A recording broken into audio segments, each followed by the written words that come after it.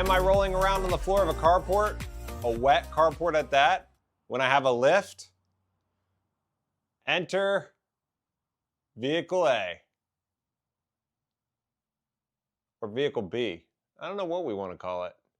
Anyway, this project is about to get underway. I need to do a little bit of a refresher on the Zenos. There's little things after taking it to the shop that have slowly gotten worse or worn apart or something. It just needs some attention.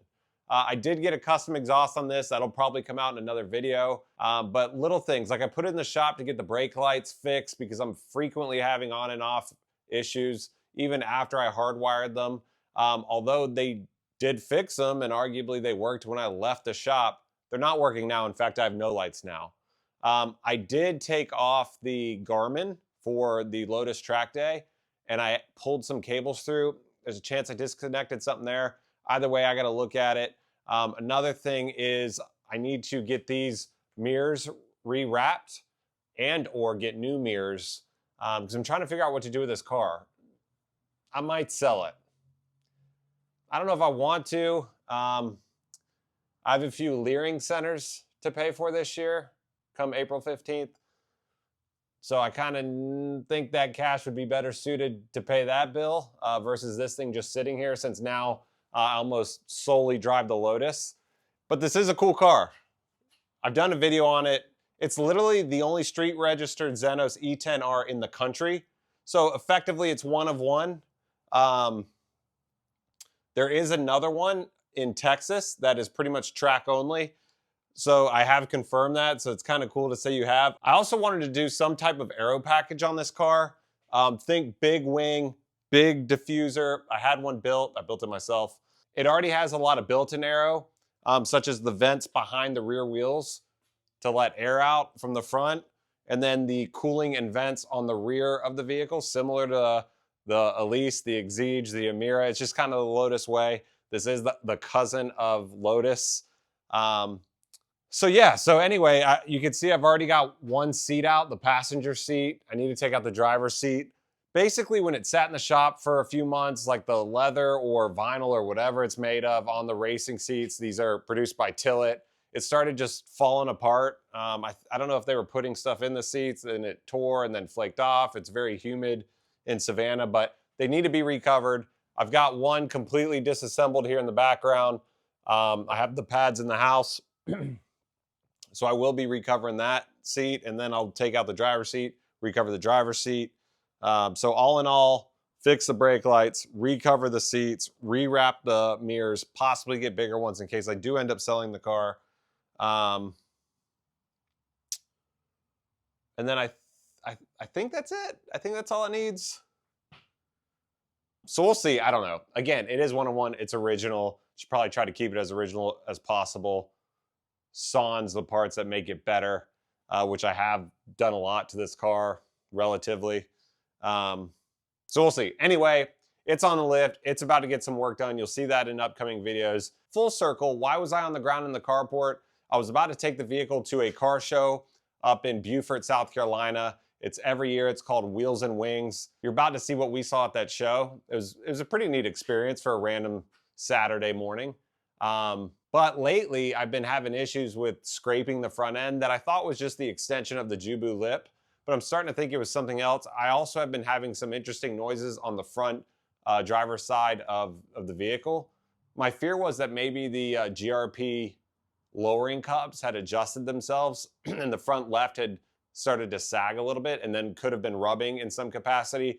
In the end, I don't know if that was the case, but it was lower than the passenger side, and I know I set them up to be identical. The challenge is the lock nut was tight against the shock, so I don't think it ever came loose. I might have just set it up slightly lower and didn't realize it. Regardless, if anything, it needs to be slightly higher than the passenger side due to quarter balancing and my weight in the vehicle. So it needed to come up. So before I drove 45 minutes to the car show, I figured why not fix that? So let's get into it. If you have GRP lowering springs, you probably already know how to make the adjustments. If not, you're about to see. It requires basically a screwdriver or a shorter stick of sorts. I often use an Allen key because you just get a little more turn on the perch itself. And yeah, so we'll make that adjustment, hit the car show. fly around in a chopper even. Exciting stuff. I did have a missed opportunity. I should have gotten my wife's impressions of the Emira while we were driving to the car show. I did not do that, so I will do that again. I think that could be a hilarious video, especially for all the other guys out there with their wives. Maybe we should share wife impressions, because although my wife thinks the car is beautiful, I don't think she necessarily loves riding shotgun. So I don't know. We were fighting coffee mugs, we were fighting chargers, we were fighting rough suspension, bumps. You know how it is. So anyway, let's get into it.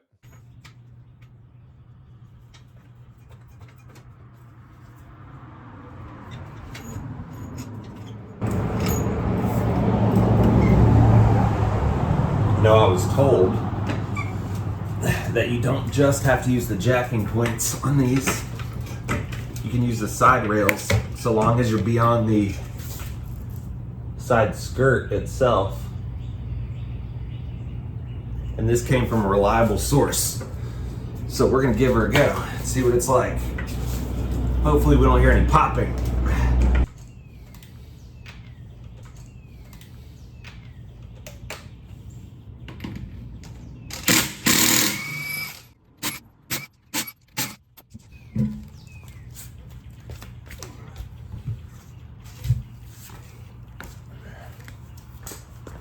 All right, let's see if anything is loosey-goosey.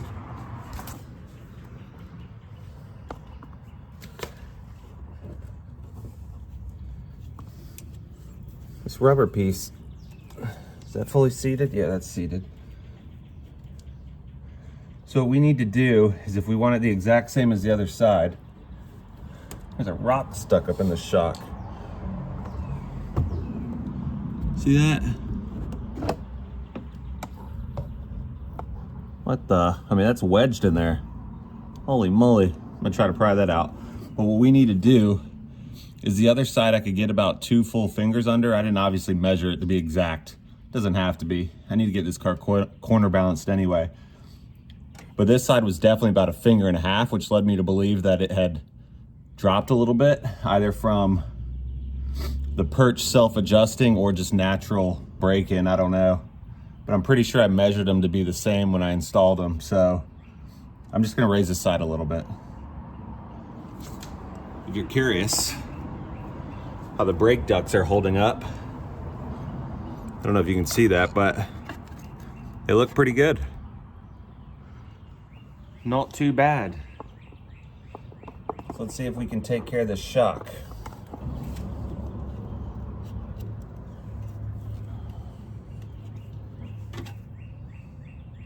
I think I had to use an Allen wrench last time. So if we're trying to raise it, we need to turn it right to tighten. Yeah.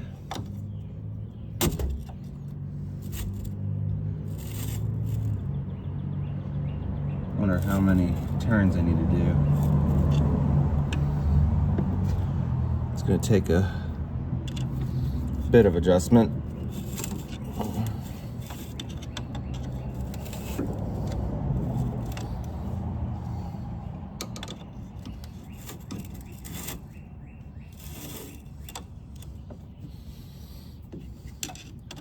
Do a few mil here.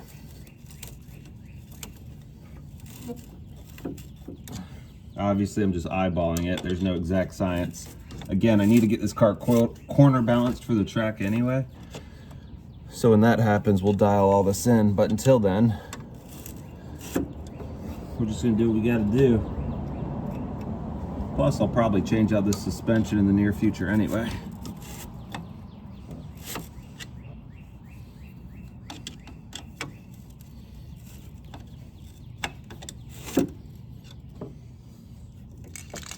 Turn this by hand. No, it's a little crunchy.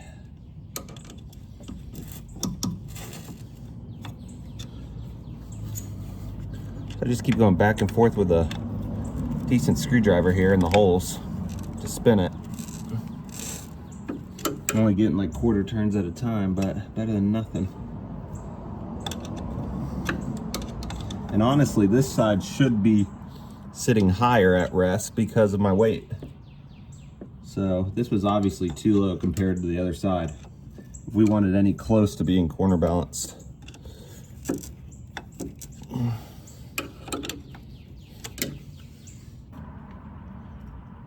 We've probably gone up about 2 mils so far. Definitely not enough. Gotta go further.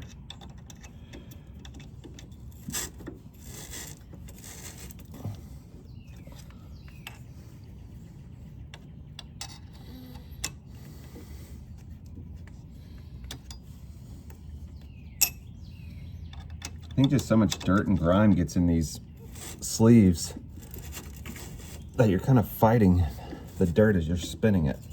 Not to mention the pressure of the shock if you're raising the height.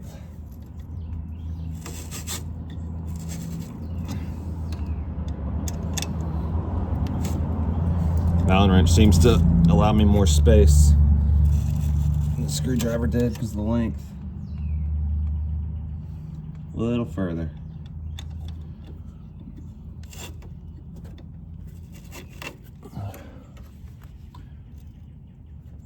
There's just, oh my God, there's so many rocks in here. Let me show you this. This is kind of ridiculous.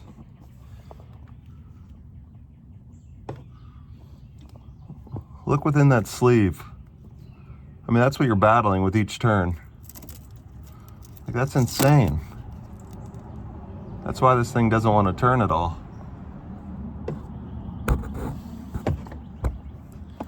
My driveway, or my alleyway, I should say, is a gravel path, so that's probably where all this is coming from, but that's the only way I can get to my garage, unfortunately.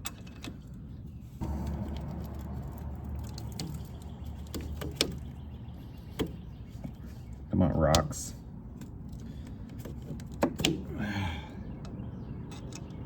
Right there should be about even with the other side. Now again, with the weight of me, it's gonna sag further on the driver's side, so I should actually increase the height a little bit more, but it's getting to be quite tough.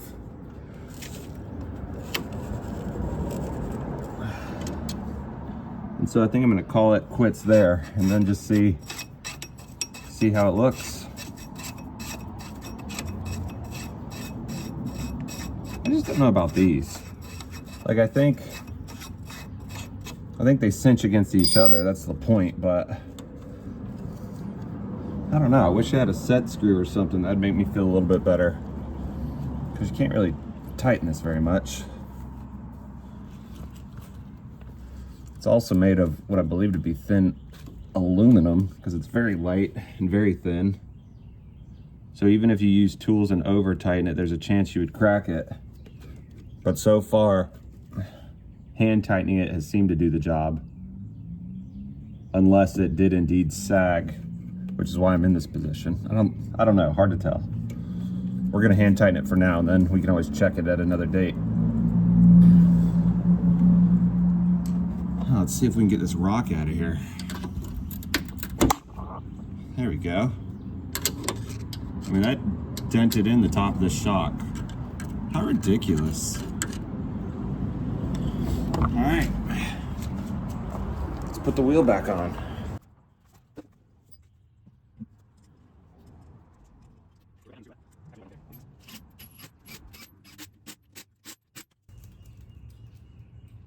There we go.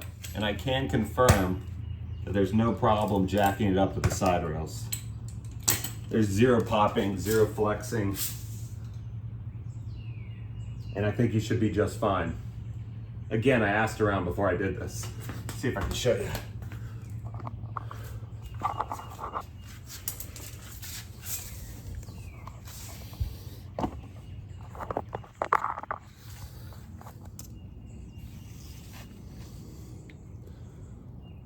So you can see where it's on that side rail just beyond the fiberglass. It is in line with the jacking point.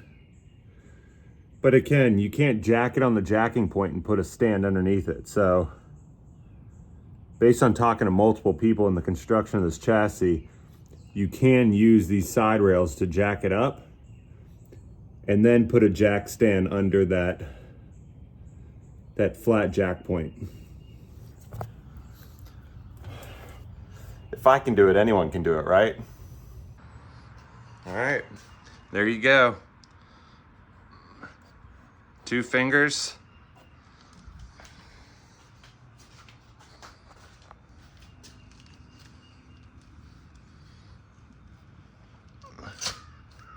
Two fingers. So I think this side's actually slightly higher over here, which is exactly what I wanted. Because again, the weight of myself is gonna further compress that shock. Which is exactly what they think about when they officially corner balance vehicles. So we're gonna leave it just like that. Got 2.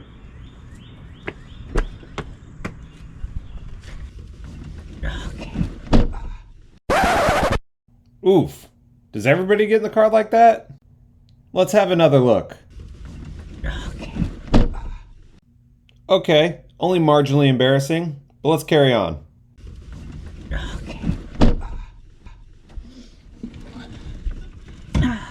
See, it's looking at you.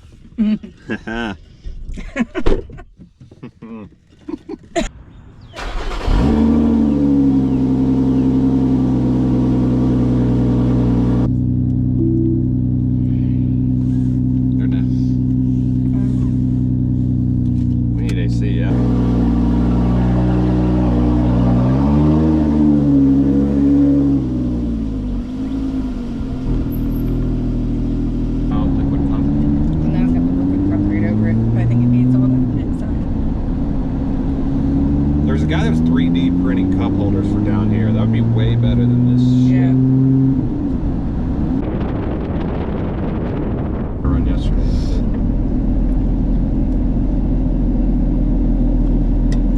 Oh, stunner shades. Stunner! I kind of like them. Oh, I know they look goofy, but they're kind of nice because they're big. they don't look goofy. They look goofy. No, they look like what racers wear. Looking at them. Huh? I said you're looking at them. Just kidding. Ooh. All right. I'm still working out this mic thing on the engine. It's gonna take some tries, but so far I haven't been satisfied with the sound that it's putting out. It's either the mic's getting too hot, the mic's getting blown out by the noise of the motor, or it just doesn't really represent what the car sounds like. One of these days I'm gonna get it. Until then, here's a quick montage with a little music. Mostly because, for whatever reason, I like watching the clips facing rearward. That wing with the Lotus decal, chef's kiss.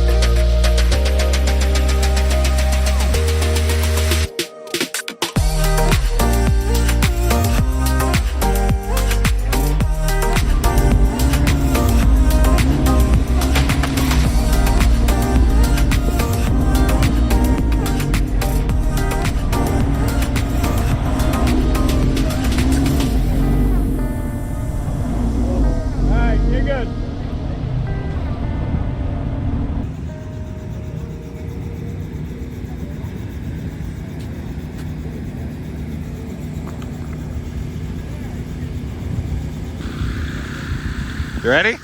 Yeah. It's our first time in helicopter.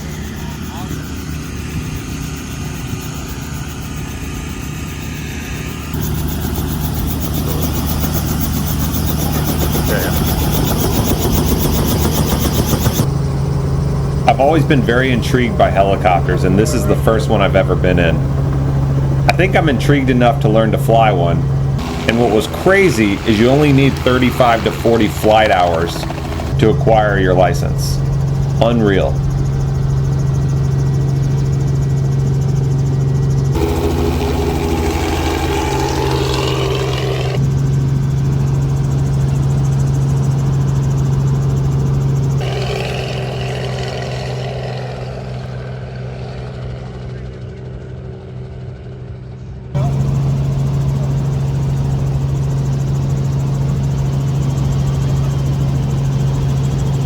So do you do much to the pedals at this stage, or? At this stage, no, not really. When I do some collective movements, then the pedals come into play. Like if I lower, we'll feel a little sideways here. Right, then we'll go like that. Oh, got it. But for the most part, they kind of go where they need to go.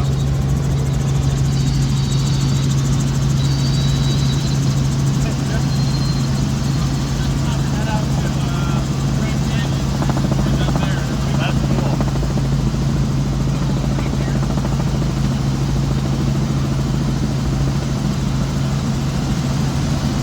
It feels like such a bank. Yeah.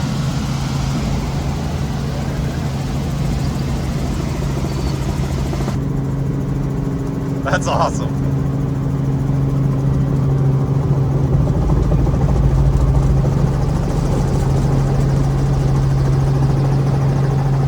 I choose a little bit of my left foot to keep it in line. Yeah, I'm watching it.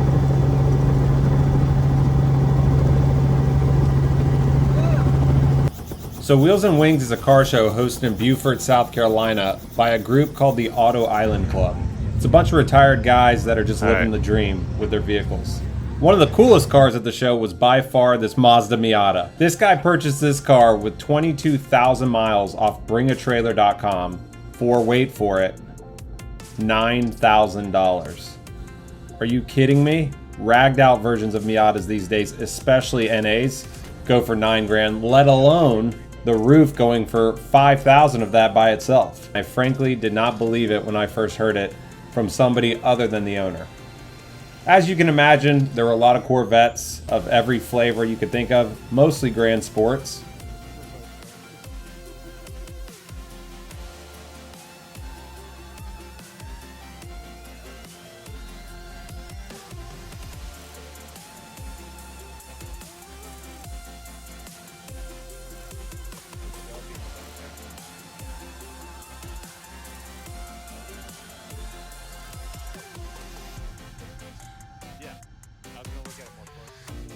What really stuck out were some of these 1920s, 1930s cars. I couldn't tell you the make or model. As naive as I am, I'm just gonna say Ford.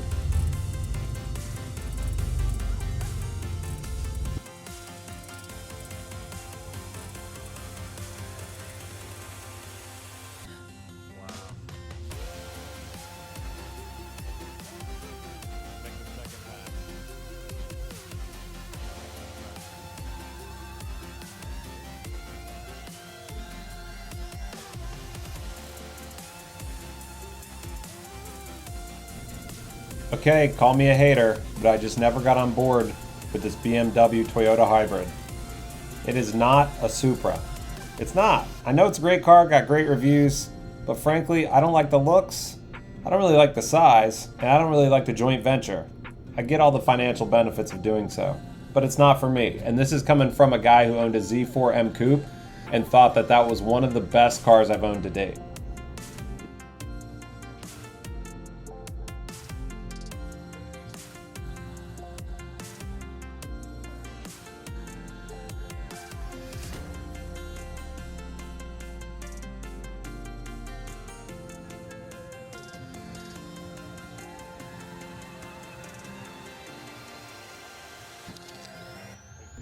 There she is.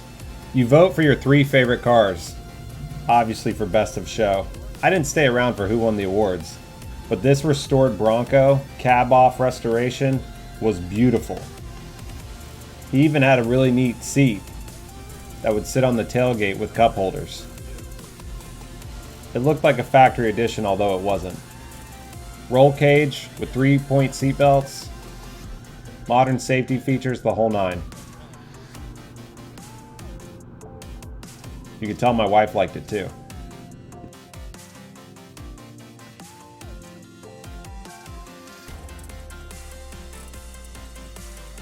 Say what you want about a Corvette, and I get it, not a fan. But the C8 is a monster on track, and literally the best bang for your buck vehicle on the roads today. The Z06, incredibly fast. The ZR1, even quicker. I saw them side by side at Roebling, and I was extremely surprised at how much faster the ZR1 truly was.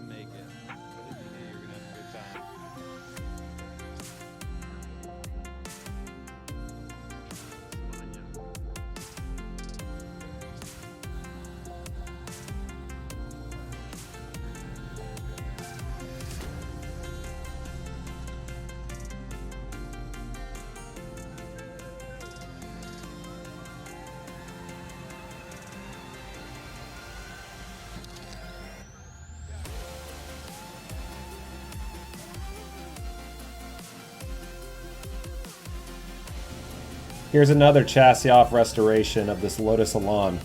Beautiful from wheels to roof. Every bit of it was touched, and it looks almost brand new. I've met this guy a few times, and he did it in a 2-car garage. And here comes a preservation piece. This 3000 GT is mint, and it doesn't have the lowest mileage either. The owner just took very good care of it. Of course, it's the VR4 version.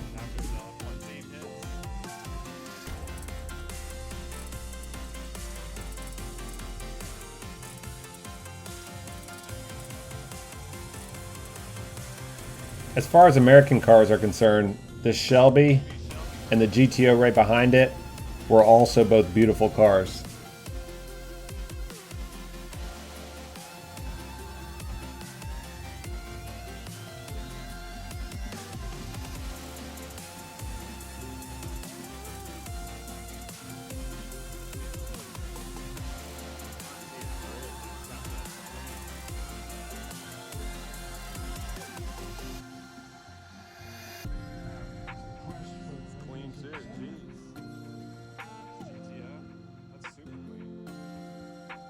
The GTO had been fully restored with a completely new interior that looked honestly like a place that I would hang out.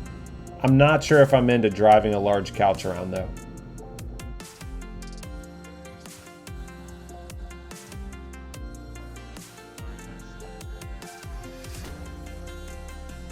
If you're into American cars, this Eleanor lookalike was perfection on wheels. It was a true Resta mod. Modern drivetrain, modern interior, touchscreen, the whole nine. I couldn't have made one better myself.